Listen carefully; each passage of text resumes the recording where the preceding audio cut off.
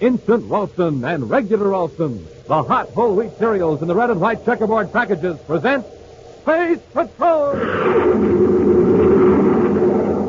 High adventure in the wild, vast reaches of space. Missions of daring in the name of interplanetary justice. Travel into the future with Buzz Corey, Commander-in-Chief of the Space Patrol! In today's transcribed Space Patrol adventure, Buzz and Happy are in their spacesuits on Saturn's moon number 5. Cautiously, they make their way toward a criminal who has already made one attempt upon their lives. Smoking rockets, what was that? A space grenade. Well, if you hadn't pulled me down, we'd have got some chunks of rock right through our suits. We can't back out now. Let's go. Yes, sir. Hold it, Corey. I'll get you this time. We'll return in just a moment with today's exciting Space Patrol adventure, The Lost Condor.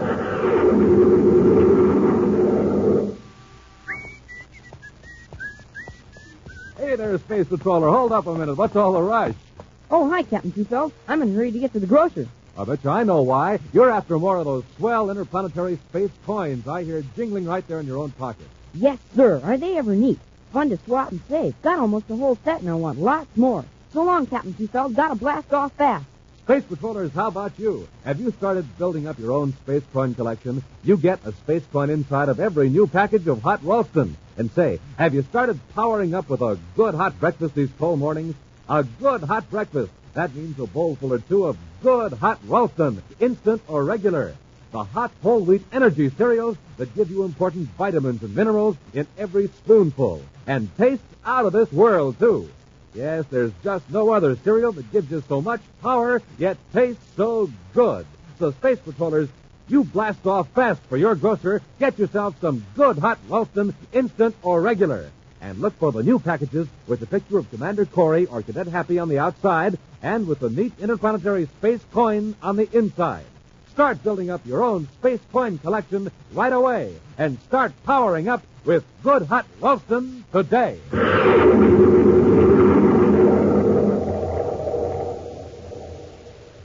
And now, today's Space Patrol adventure, The Lost Condor. Buzz Corey is at a criminal rehabilitation center on the planet Venus, conducting his annual inspection when he receives a strange request through one of the doctors. A patient named Don Blake has asked permission to speak to him. Right now, Buzz and his Cadet Happy are seated in the spacious lounge of the discharge section talking to the young man. It's awfully good of you to see me, Commander. What is it you wanted to talk to me about, Blake? Well, that's the strange part. I don't know exactly. I suppose I should be happy about being released. But I'm not. I'm worried. There's nothing to worry about. You have a job and a place to stay. Sure, you'll be a draftsman at spacecraft plant number 2 on Mars. It's all arranged. That isn't what bothers me. I have the feeling I haven't told the authorities everything. If that's all that's the matter, you can stop worrying. When you were arrested, you were given a brainograph test. Everything you knew about the crime you committed was on microtape. Sure, you couldn't have held anything back if you wanted to. Still, I have a feeling that I know something unpleasant, something evil. Dealing with what? A certain place or person? Well, that's the trouble. It's nothing definite. If there is something about a crime in your subconscious mind, it would have shown up in the first test. Well, maybe it'll come to me later, after I'm released. It may, but the chances are it isn't very serious. I hope not. My diary. I'll go through that when I get settled. Your diary? Yeah. Before I was arrested, I kept a detailed record of everything I did. Perhaps some entry in my diary may jog my memory. Well, that's possible. If it turns out to be important, let me know. I certainly will, Commander. And thanks very much for talking to me. Good luck, Blake. Come on, Happy. We'd better get back to Terra. A few days later, young Don Blake returns to his home a short distance from the spacecraft plant in Lowell City on the planet Mars. And as he enters the comfortable living room... Oh! Who are you? Hello, Blake. Nice place you've got here. How did you get in? You just walked in. The door wasn't locked. No, I don't like locked doors. I can understand why. You haven't told me who you are. Doesn't matter. I know who you are and where you've been for the past 9 months. Well, that's no secret, but I can't see it's any of your business. Now, don't get thirsty. I'm here to do you a favor. A big favor. What kind of a favor?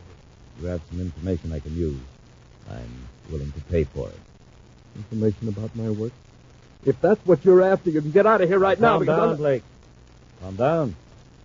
The information I want has nothing to do with your present job. It's about something that happened about 10 months ago. You mean my robbery I committed? No, Blake. What's that?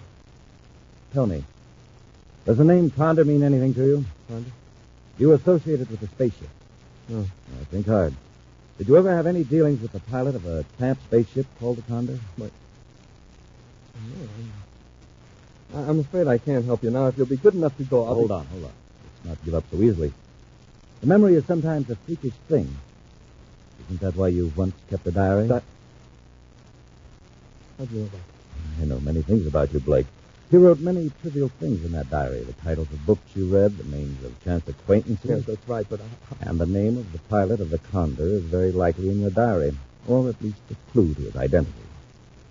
I'm sure you're mistaken. It won't hurt to let me look through the book. And that's what you're willing to pay me for. Well, not entirely. The money will be for you to keep this conversation a secret. How about it, Blake? I don't like this at all. You won't even tell me who you are, yet you offer me money for information on a purely personal, private document. No, I'm not interested. You better think it over, Blake, for your own good. Is that a threat? That crime you committed a few months ago. Did it ever occur to you that someone may have been behind the scenes, quietly arranging events to your advantage? Sort of paving the way for you? No, it was my own idea. I was in it by myself. It was just an accident that I found a man who could help me dispose of the loot. That's all. Accident, was it? Blake, that man was there when you needed him because I planned a complex chain of events. But I got caught. Everything stolen was recovered. I planned that, too. Your petty crime was arranged to distract attention from a much bigger crime. I don't believe it. That's unimportant. My plan was complex to protect myself. There were many people involved, each as ignorant of the master plan as you were. An unforeseen accident occurred. I had to put my chessboard away for 10 months, so to speak, until I could put a certain pawn back into play. And I'm the pawn. You have it? Exactly. Your diary probably contains the small bit of information I need to win the game. If you don't help me, well, I can easily arrange another series of events around you. You can't make me commit another crime. No. I wouldn't be too sure, Blake. In any case, I could easily arrange a crime in which you would be the victim. It would be a shame if your second chance in life were to be cut short, Blake. I'll give you 48 hours to think it over. If you're smart, you'll give me the diary when I come back. Several hours later, on the man-made planet Terra, Buzz and Happy are working late at Space Patrol headquarters. I'll get it to you. Commander Corey's office. Good on Happy here. Who's calling? Just a minute, please. Sir, it's Don Blake. Blake? Oh, from the rehab center. Yes, sir. He wants to talk to you. It's important. All right, then. This is Commander Corey. How are you, Blake? Look, Commander, I've got to talk to you. Where are you? Terra Spaceport. All right, come on up. I'll tell the duty officer to let you in. No. I wouldn't dare do that. What's the matter? Are you in trouble? Not yet, but I can't tell you over the phone. It's about the matter I spoke to you about on Venus. It involves a serious crime. I just got in from Mars, and I may be followed if I leave the spaceport. Followed? By whom? Commander, I'm near gate 22. Get down here right away. All right, Blake. I'll be there. Corey out. Come on, Happy. Gate 22 at the big Terra spaceport is far down the line, away from the regular passenger gate. Unobtrusively, Buzz and Happy make their way to the appointed place. Buzz listens to Blake's story of the strange visitor and his vague but alarming threat. So I thought I'd better come here and tell you all about the whole story. So you never saw this man before? No, sir, I'm positive. And he didn't tell you his name? No. Where is the diary? I've got it right here inside my jacket. Better give it to me. Yeah, glad to. Maybe I've got too much imagination, but ever since I talked to that man, I've had the feeling that he's guilty of some crime.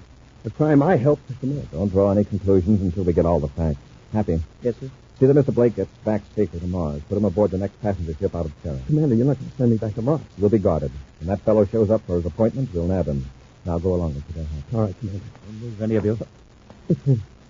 That's the man. You're very foolish to try this, Blake. Now, Commander, give me that diary. Why should you be interested in this man's diary? Quit stalling. Don't make any move toward your weapons. If I'm forced to use this blaster, it'll attract attention. Others might be hurt. The diary, please. All right. I'm anxious to see what use you'll make of it, Mr. Corbett, Reese Corbett. That name means nothing to you. Not yet, and it never will. Move toward that parked surface car. Casually, please.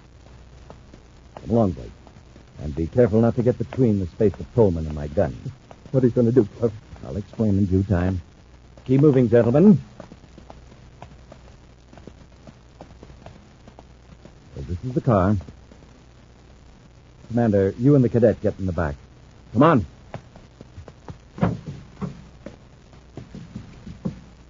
You'll drive, Blake. I'll keep our friends covered. Go on, Blake. Do as I tell you. All right. Now, the slightest move from either of you, and you'll find out what a blast gun does at close range.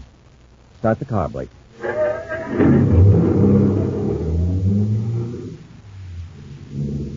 Drive through the gate, slowly, just as though we were driving out to a ship.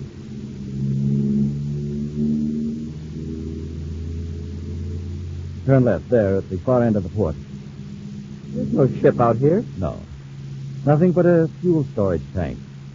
Now, you two in the back, lean forward. Come on. All right, Corey, here's yours. Hey, what's the idea? Now, Blake, jump out of the car. No. You heard me. No. Jump unless you want to be part of the accident. What do you mean? Get out. I'll follow as soon as I head the car right for that fuel tank. Now, get out!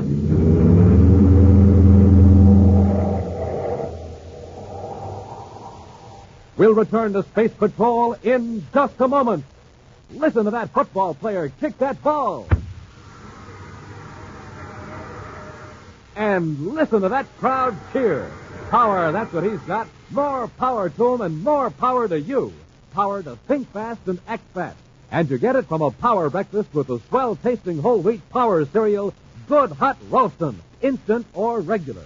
More power to you, because 1 ounce of delicious hot roastin' gives you 20% of the vitamin B1 and 11% of the iron you need all day long. And that's not all. Hot roastin' gives you all the power of whole wheat and twice as much power from the heart of the wheat. That's why a good breakfast with hot roastin' gives you extra protein for powerful muscles, extra vitamins for sturdy growth and steady nerves. So join the power team. Get Hot Roastin', instant or regular, at your grocer's today. No other cereal gives you so much power, yet tastes so good. So more power to you from Good Hot Roastin'.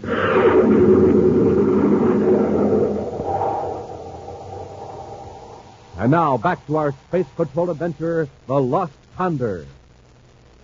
For a reason he is not fully divulged, the man calling himself Reese Corbett is after a diary belonging to Don Blake, a young man recently released from a criminal rehabilitation center.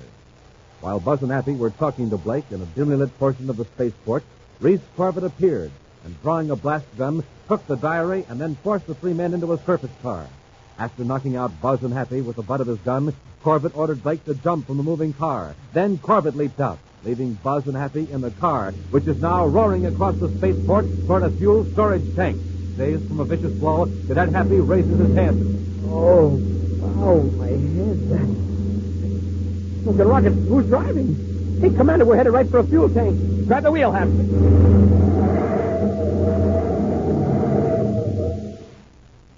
Oh, we just missed it, Commander. Corbett was certainly anxious to get rid of us. And Blake must have been right about that diary being important. Now Corbett's got Blake and the diary. Head for the guard shack near Gate 5, and we'll alert Space Control.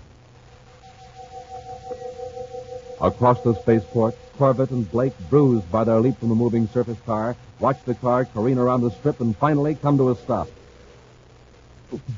Leg. I heard it when it jumped. You'll get a lot worse than a bad leg if you don't hurry. We've got to get to my spaceship and blast off before Corey alerts the control tower. Blast off where? Never mind. Just get moving. In the guard shack, Commander Corey orders Space Control to ground all private cruisers, then orders a careful check of all passenger ships.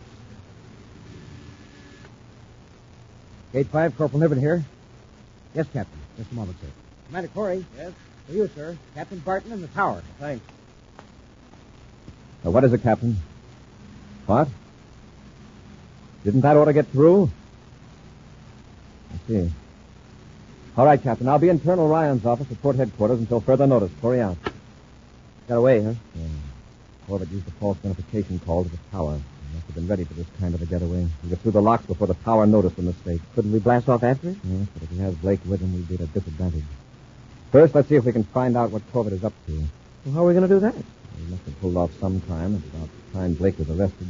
Probably a major robbery that's still unsolved.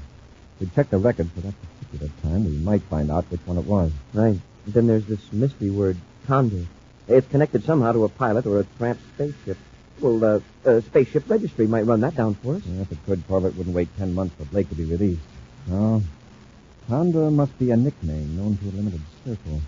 I'll contact a few pilots and spread the word around. If we find out who or what the Condor is before Corbett does, we can lay a trap for him.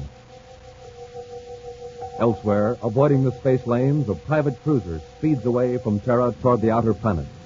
With frequent glances at the viewscopes, Reese Corbett sets the controls on automatic pilot, then turns to John Blake. All right, you've had plenty of time to read over your entries in the diary. Find anything out about the Condor? No. It's no use, Corbett. I couldn't help you even if I wanted to. You're not qualified to decide that. While I was making it easy for you to get away with your poultry haul, I had another gang working on a job of real value. What was it? Never mind. At one time, your loot and mine were aboard the same ship. Then the valuable stuff was transferred by another group of intermediaries. That's where the slip-up occurred. What makes you think the information is in my diary? Because, Blake, you are an observant young man, but not a very analytical one. You collect facts, but you don't source them. Your mind is like a sheet of old-fashioned flypaper. It catches everything that touches it, but digests nothing. That's why I selected you above 100 others. And I'll read your diary aloud. When you come to the right entry, I'll recognize it. Go on. Start with the entry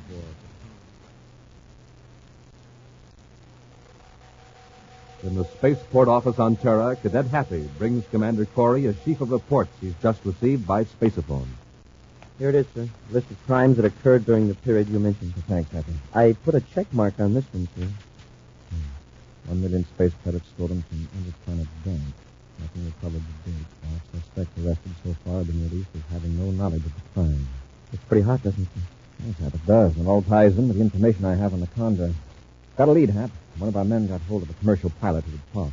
You mean you found out what the Condor is? Yes. It was an old tramp spaceship. No one has seen or heard of it for several months. It was owned by an old-time pilot named Stubby Sykes. Well, did he disappear with the ship? No, he's now working as a mechanic. Mechanic? Where? You'll find out when we get to the Jupiter City spaceport. Let's go. Hours later, the Terra 5 lands at Jupiter City spaceport, and Buzz and Happy go immediately to a rambling structure bearing the sign, Repair Shop, number 6. A foreman points toward a short, stocky, middle-aged man engaged in straightening a section of rocket engine housing. Excuse me, are you Stubby Sykes? Yep. Could I talk to you a minute? Sure. Glad of a chance to rest. Swinging hammers, heavy work. It must be. I'm Commander Corey of the Space Patrol, and this is Cadet Happy. Hello, Mr. Sykes. Howdy. Won't shake hands. Pretty greasy. Say, isn't there an easier way to straighten that metal, Mr. Sykes? I mean, with a machine instead of a hammer? Son, there's 3 ways of doing the job. Easy way, hard way, and right way. I'm doing it the right way. I guess I got to. I guess you did. Mr. Sykes, I'd like to ask you a few questions. Fire rockets? Did you ever own a spaceship called the Condor? Did you, Mr. Sykes? Yeah. Boy, What happened to it? ship can't last forever, Commander. You know that. Yes, but what happened to the Condor? It's an old ship. Done its work and had its day. Cracked up. Smashed, so now I'm a mechanic. That answer your question? Pardon me. When did this happen? Oh, 10 months ago, more or less. Well, on Saturn's 5th moon. Controls wouldn't work. Tried to land to make repairs. Kind of cracked up. I finally hailed a small lunar cruiser. With a real smart aleck pilot. He was lucky I didn't toss him through his own nose port with the cracks he made about the Condor. I'm sorry about your ship, Mr. Sykes. Oh, was any of the cargo salvaged? Cargo? Nothing but junk. Not even a payload. A few 100 pounds of processed food and a few cases of tools. Nobody'd bother going after it. Record's still there. Mr. Sykes, would you help me find the Condor? Well, right now I'm on overtime. Got to get this job done today. How about tomorrow morning? All right. Tomorrow morning. Fine. I'll make arrangements with the foreman.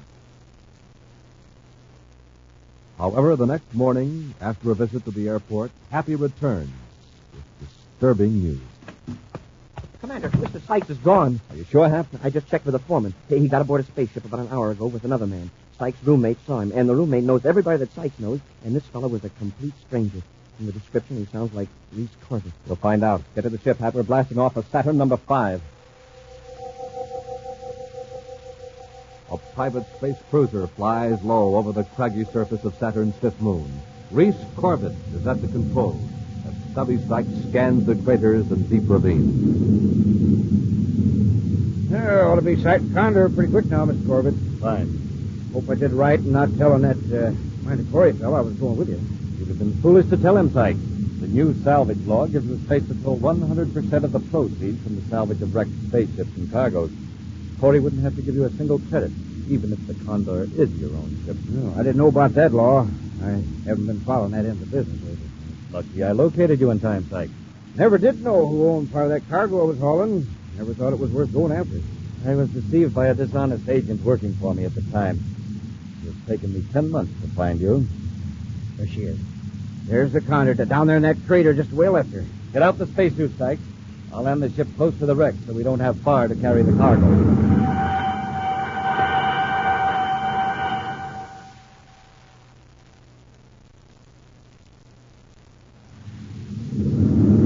Near as I can tell at this distance, Commander, they're decelerating. They must be preparing to land. You're right, sir. They've sighted the Condor. The wreck shows up in the viewscope way up in the corner. Grid 9-8. Yes, I see it. Now the quickest to land close to them without giving them a chance to blast off. You can come in low and keep the sun behind us. Yeah, they won't be able to hear our rockets as long as there isn't any atmosphere. Be sure your suit spaceophone is set to our secret frequency. We may have to use the regular frequency to talk to them, but I don't want them picking us up, so we're ready.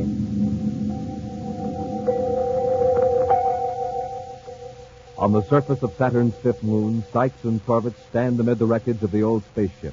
Scattered about are half a dozen large crates, which Corbett examines carefully. Unnoticed by either man is a tiny black dot against the bright disk of the sun, a dot that grows steadily larger.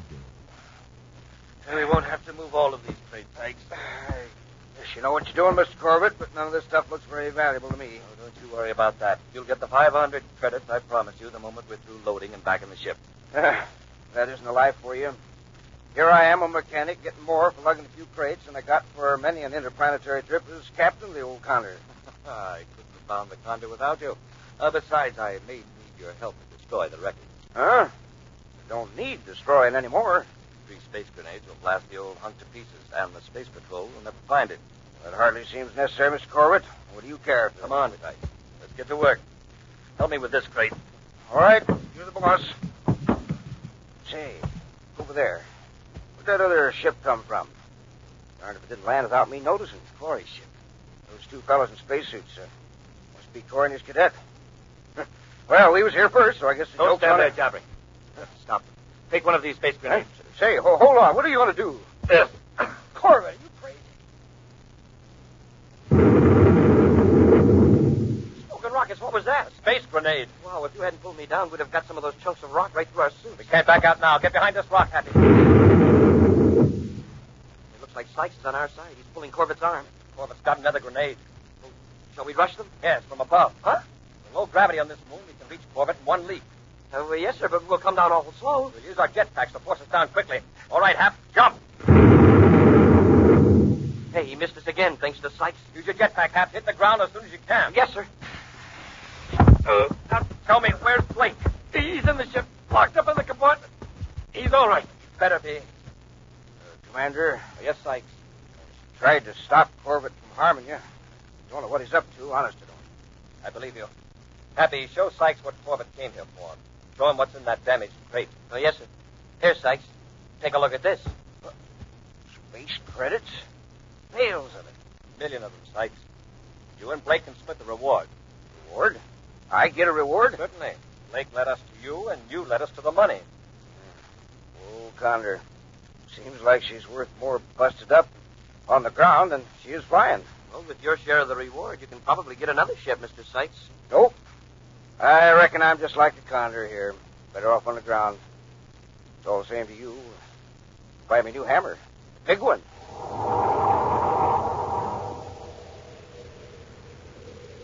An action preview of next week's exciting Space Patrol adventure in just a moment. Hi, Space Patrollers. Commander Corey here. Space Patroller Kevin Rogers here. Space Patroller Rogers and I are just finishing up the most important meal of the day. Yes, sir. Just had a power breakfast. And a power breakfast always means a big bowlful or two of good hot Ralston. Instant Ralston or regular Ralston. Those wonderful hot whole wheat energy cereals that give you twice as many body-building elements from the... Part of the wheat. Right.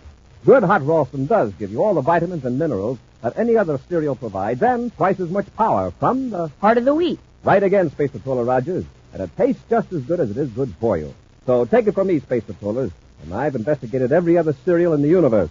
No other cereal gives you so much power, yet tastes so good. That's why it's the official hot cereal of the Space Patrol. So head for your grocers, get a package of good hot Ralston right away. And remember, you get a swell interplanetary space coin inside every package. And now a preview of next week's exciting Space Patrol adventure. Commander Corey and Cadet Happy have entered a warehouse on the planet Venus to rescue an abducted explorer. As they creep up a flight of stairs, two criminals lurk above them behind a huge barrel. Easy now, Happy. They've got Marcus in the place somehow. Commander, the top of the stairs. Get your hands up. We're Space Patrolmen. I'm up and got it. Come on, Happy. Out of the barrel, pirates. Roll it down on us. Commander, look out!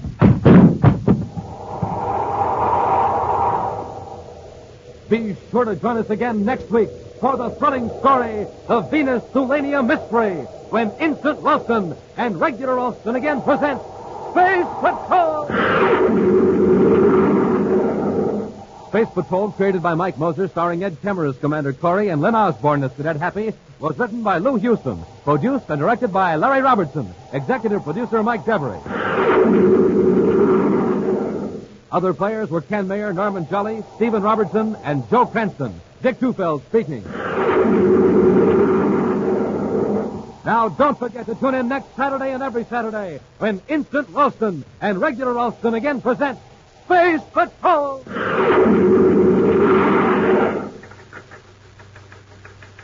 This is Dick Tufeld in Los Angeles reporting on the famous jet plane assigned to the vital Air Force mission of defending America's homeland, Lockheed's F-94C Starfire. In a moment, we'll hear from Tony LaVere, the well-known record-breaking test pilot on the Starfire. Within seconds after warning, this radar-controlled interceptor can be off the ground and streaking to 45,000 feet or higher. Packing 48 rockets, it can fly and fight in sunshine or darkness at speeds of more than 600 miles per hour.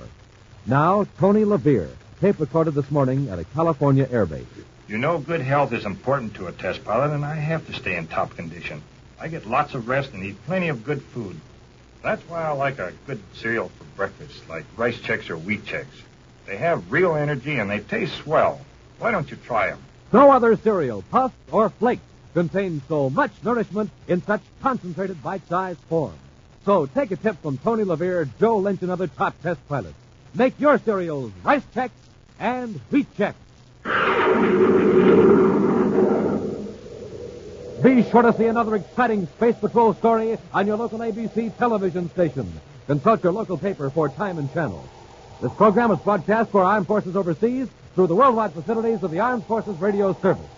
Space Patrol came to you transcribed from Hollywood. This is ABC Radio Network.